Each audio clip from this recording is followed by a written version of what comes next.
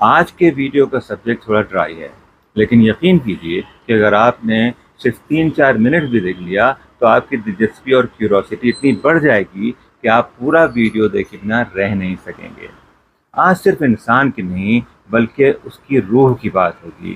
آج کوما، near death اور out of body experiences کی باتیں ہوں گی، میرے ذاتی مشاہدے کی بھی بات ہوگی، اور بھی بہت کچھ جو شاید آپ جانتے تو ہوں لیکن ان کے بارے میں غور نہ کرتے ہوں۔ تو شروع کرتے ہیں۔ کیا آپ نے کبھی خود سے پوچھا ہے کہ میں کون ہوں؟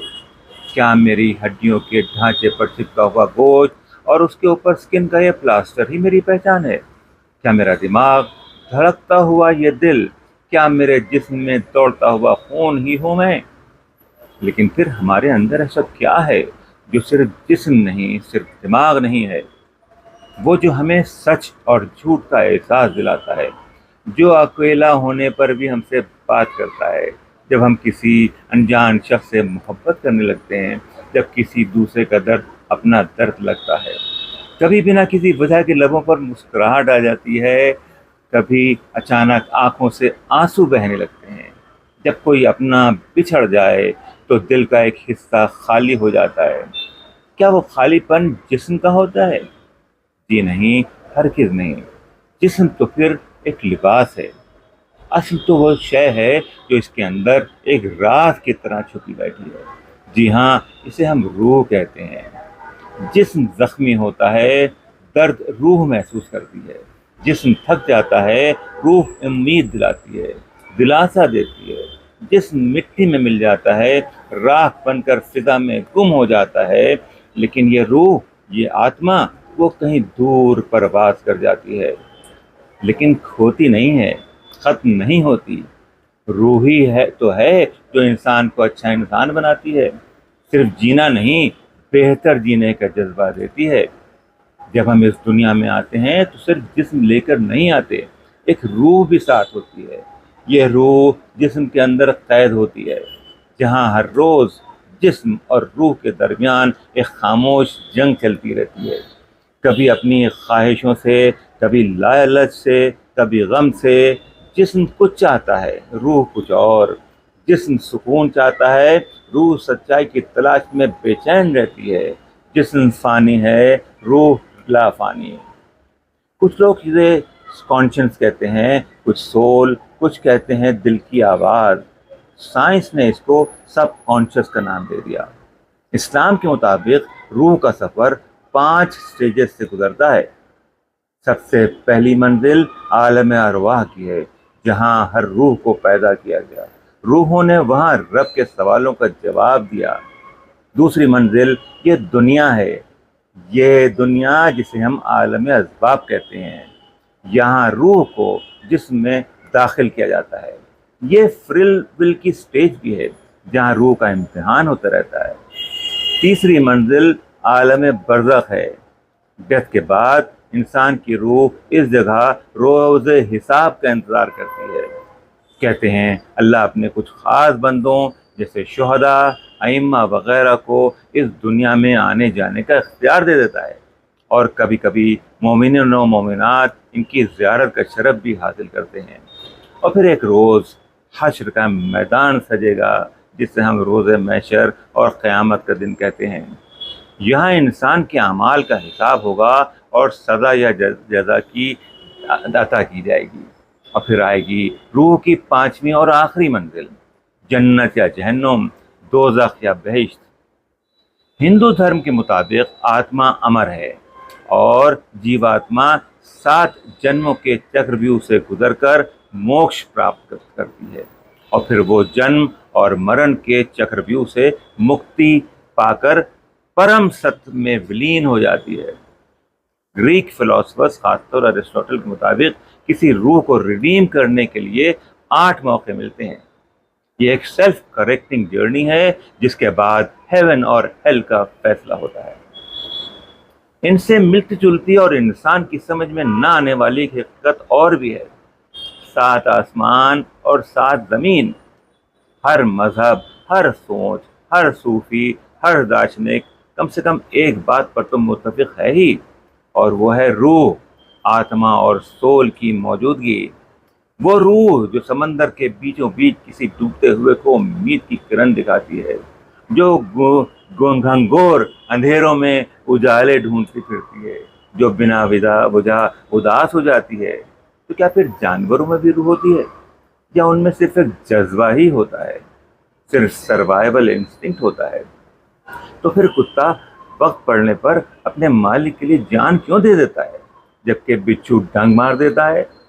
گھوڑا اور ہاتھی اپنے مالک کا غم محسوس کرتے ہیں، لیکن سانپ ڈس کیوں لیتا ہے؟ ان سوالات کے جواب ہم کو تو نہیں معلوم، اگر آپ کو پتہ ہوں تو ضرور بتائیے گا۔ اب پھر انسانوں کی طرف واپس آتے ہیں۔ جب کوئی کوما میں ہوتا ہے تو وہ کیا سوچتا ہے؟ کئی لوگوں کو روشنی کی ٹنل تو کچھ کو کچھ اور بھی نظر آیا جسے وہ لفظوں میں بیان نہیں کر سکے۔ کبھی سنا ہے موت کے قریب جا کر واپس آنے والے لوگ کیا محسوس کرتے ہیں؟ نیئر ڈیتھ ایکسپیرئنس کیسا ہوتا ہے؟ ایک ایسا تجربہ جو انسان کو صرف جسم سے نہیں اپنے وجود سے باہر نکال کر ایک روحانی سفر پہ لے جاتا ہے۔ اس کا سب سے پہلا ڈاکیومنٹڈ ریفرنس 1740 میں فرانس کے ایک ڈاکٹر نے دیا تھا۔ انہوں نے ایک مریض کا ذکر کیا جو موت کے قریب گیا، اور واپس آ کر اس نے بتایا کہ میں خود اپنے جسم کو نیچے لیٹے ہوئے دیکھ رہا تھا، اور میں ایک عجیب سی روشنی کی طرف کھینچا چلا آ رہا تھا۔ اس کے بعد 1975 میں ایک امریکن ڈاکٹر ریمنڈ موڈی نے اپنی مشہور کتاب لائف آفٹر لائف میں پہلی بار نیئر ڈیتھ ایکسپیرئنس کے کچھ واقعات لکھ کر میڈیکل سائنس کی دنیا میں بھونچال لا دیا تھا۔ اور پھر آیا امریکہ کی فیمس سنگر پیم رینولڈز کا ایک ایسا کیس جو دنیا کے لیے اب تک ایک پہیلی بنا ہوا ہے۔ 1991 میں سیم کی برین سرجری ہوئی۔ ڈاکٹر نے ان کا باڈی ٹیمپریچر 0 اور ہارٹ بیٹ بند کر دی تھی، جس سے ان کی برین ویوز بھی ڈیڈ ہو گئی تھی، یعنی میڈیکلی وہ ایک مردہ انسان تھی۔ لیکن سرجری کے فوراً بعد پیم نے کچھ ایسا کہہ دیا جس نے میڈیکل سائنس کی دنیا میں ہلچل مچا دی۔ انہوں نے کہا کہ وہ اپنے جسم سے باہر آ گئی تھیں اور ہوا میں لٹکے لٹکے اوپر سے اپنا آپریشن دیکھ رہی تھیں۔ انہوں نے 5 گھنٹے تک چلنے والے آپریشن کے دوران ہونے والی ایک ایک چیز بیان کر دی، یہاں تک کہ ڈاکٹر آپس میں کیا باتیں کر رہے تھے، کس نے کون سا ٹول مانگا، ان کا شیپ کیا تھا، سب کچھ بتا دیا۔ یہ تھا سائنٹیفک ہسٹری کا پہلا آؤٹ آف باڈی ایکسپیرئنس۔ پیم رینولڈز کا یہ واقعہ آج بھی روح کے وجود اور جسم سے نکل کر پھر واپس آ جانے کی ایک زندہ گواہی بن چکا ہے۔ اب ہم کوما میں نیئر ڈیتھ ایکسپیرئنس کے 2 واقعات سناتے ہیں جو خود ہمارے جاننے والوں کے ہم اور ہمارے سامنے ہی ہوئے تھے۔ پہلا واقعہ ہمارے ایک قریبی دوست کا ہے جن کی طبیعت اتنی خراب ہو گئی تھی کہ علاج کے لیے ان کو غیر ملک لے جانا پڑ گیا تھا۔ آپریشن کے کچھ ہی گھنٹوں بعد ہم کو بلا کر لکھنؤ کی اصطلاح میں ڈاکٹر نے جواب دے دیا تھا۔ ہم نے دیکھا کہ ان کے نرخرے کے بیچوں بیچ ایک موٹا سا پائپ لگا تھا جس کے ذریعے ان کو بلڈ چڑھایا جا رہا تھا۔ ڈاکٹرز نے بتایا کہ ان کا بلڈ پریشر تیزی سے گر رہا ہے اور اس وقت 25/40 رہ گیا ہے۔ پھر کہا کہ اب ان کو صرف دعا ہی بچا سکتی ہے۔ ابھی یہ باتیں ہو ہی رہی تھیں کہ ہمارے دوست اچانک بیڈ پر اچھل کر بیٹھ گئے اور زور زور سے روتے ہوئے اپنی والدہ سے کہنے لگے، اماں آپ اتنی دیر میں کیوں آئیں؟ ارے ابو آپ بھی آ گئے، آپ کی تو طبیعت خراب تھی، آپ کیوں آ گئے؟ پھر آنسو پوچھتے ہوئے کہا، رات زیادہ ہو گئی ہے، اب آپ لوگ گھر جائیے، ہم بالکل ٹھیک ہو گئے ہیں۔ جملہ ختم ہونے سے پہلے ہی بیڈ پر گر کر پھر بے ہوش ہو گئے۔ آپ کو بتائیں یہ تمام باتیں وہ کوما کی حالت میں کر رہے تھے، اور ان کے والدین اس وقت وہاں سے ہزاروں میل دور انڈیا میں موجود تھے۔ دوسرے دن وہ ہوش میں آ گئے اور ڈاکٹرز کو بتایا کہ میں ہوا میں اڑ رہا تھا جہاں میری ملاقات اماں اور ابو سے ہوئی تھی۔ کیا آپ یقین کریں گے کہ جس شخص کا بی پی 25/40 ہو چکا ہو اور وزن گھٹ کر صرف 35 کلو رہ گیا ہو، وہ صرف 1 ویک میں ہی بالکل ٹھیک ہو کر گھر واپس آ گیا ہو؟ دوسرا واقعہ ہماری ایک قریبی رشتہ دار کے ساتھ پیش آیا تھا۔ ایک دن ہاسپٹل میں ڈاکٹر نے ان کی بیٹی سے کہا کہ آپ کی مدر اپنی اماں کو پکار پکار کر مسلسل روئے جا رہی ہیں۔ آئی سی یو میں داخل ہوئے تو انہوں نے اپنی بیٹی کو لپٹا لیا اور رو رو کر اماں آپ مجھے چھوڑ کر کہاں چلی گئی تھی کہتے کہتے پھر کومے میں چلی گئی۔ 2-3 دن تک یہی سلسلہ چلتا رہا۔ ٹھیک ہونے کے بعد بھی وہ ہمیشہ کہتی رہتی تھی کہ میری اماں مجھ سے ملنے آتی تھی اور انہی کی دعاؤں کی وجہ سے میں ٹھیک ہوئی ہوں۔ یہ الگ بات ہے کہ ان کی والدہ کا انتقال اس واقعے سے تقریباً 60 برس پہلے ہی ہو چکا تھا۔ اس طرح کے ہزاروں واقعات کہیں نہ کہیں روز ہوتے رہتے ہیں جو دنیا بھر کے ڈاکٹر، سائنٹسٹ اور اسپرچول تھنکرز کے لیے ایک مسٹری بنے ہوئے ہیں۔